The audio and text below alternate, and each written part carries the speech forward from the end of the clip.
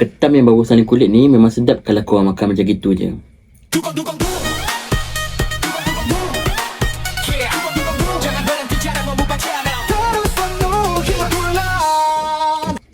Assalamualaikum. Hi guys, welcome back to Muan Mukbang channel. Dugu-dugu-dung. So konten aku hari ni simple je. Aku nak makan ketam rebus. Ketam ni aku beli yang grade C. Harga dia anggaran dalam RM18 to RM20 per kilo. So aku nak share tip dekat korang macam mana kita nak bezakan ketam tu jantan ke betina. Okay, first kita tengok pada warna. Kebiasaan kalau ketam tu betina, dia akan warna coklat. Dan kalau ketam tu jantan, dia akan warna biru. Nanti aku akan sediakan gambar lah. Okay, kalau kita tengok pada bentuk yang lain macam ni kan kita dah rebus. Tapi tak tahu macam mana nak bezakan dia jantan ke betina. Kita boleh tengok ni. Yang bawah ni. Kalau macam gini bentuk dia, ni adalah ketam betina. Kalau korang tengok yang macam muncung ni, yang bawah ni macam muncung ni kan, ni adalah ketam jantan. Itu adalah salah satu cara tip untuk tahu ketam tu jantan ke betina. So tanpa nak membuang masa lagi, jom kita makan ketam ni.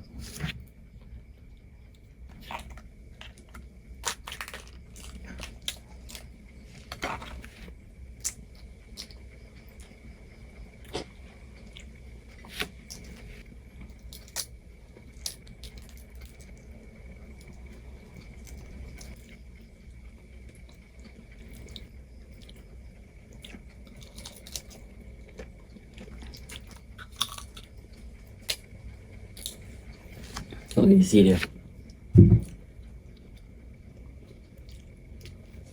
Sebenarnya aku makan ketam ni sebab aku tak mampu nak beli ketam king crab. King crab kan mahal. So mana tahu akan datang kita dapat makan king crab ke. So try yang murah-murah dulu. Kita makan ketam rebus.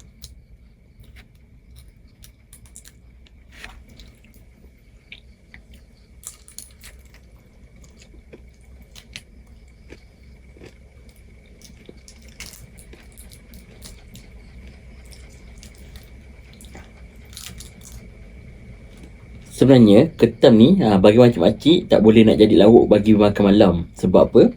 Sebab kita belikan mahal sekilo RM18 tapi isi dapat sikit je. So macam itu baik kita beli ayam. So bagi aku kalau nak beli ketam ni kita boleh beli sekali-sekali lah.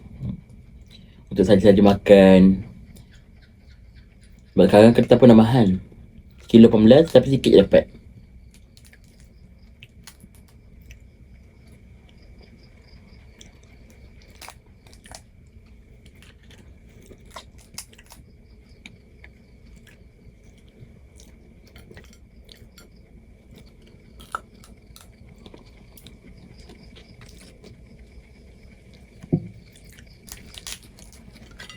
So bagi aku isi dia sangat tebal lah sebenarnya.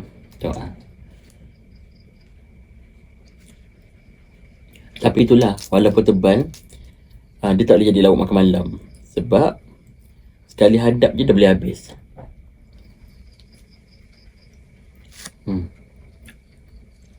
By the way, yang ni aku dapat ketam yang bau tukar kulit. Dia macam lembik-lembik. Tengok, boleh tekan.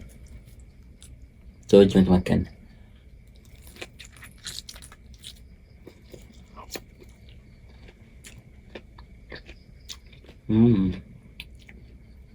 Sedap. Ketam yang bau saling kulit ni memang sedap kalau korang makan macam gitu je.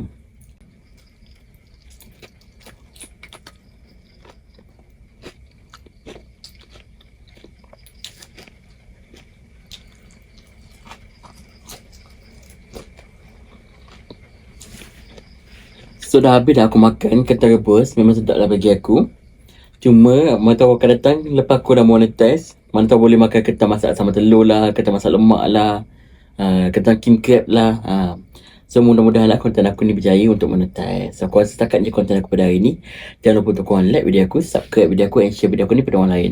Kalau boleh biarlah YouTube aku ni sampai mana? Sampai menuju bulan.